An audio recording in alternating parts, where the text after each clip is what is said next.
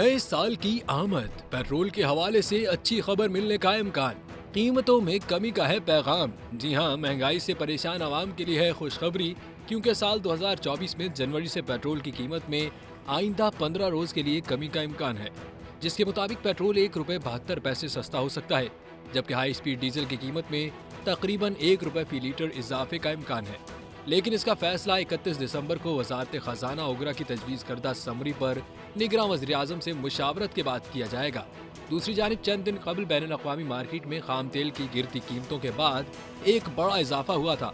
बरतानवी खाम तेल के सौदे 2.5% इजाफे के साथ $78.46 फी बैरल पर हुए। अमरीकी वेस्ट टेक्सास इंटरमीडिएट की कीमत में 2.4% इजाफा हुआ, जिसके बाद फी बैरल कीमत $73.16 तक जा पहुंची।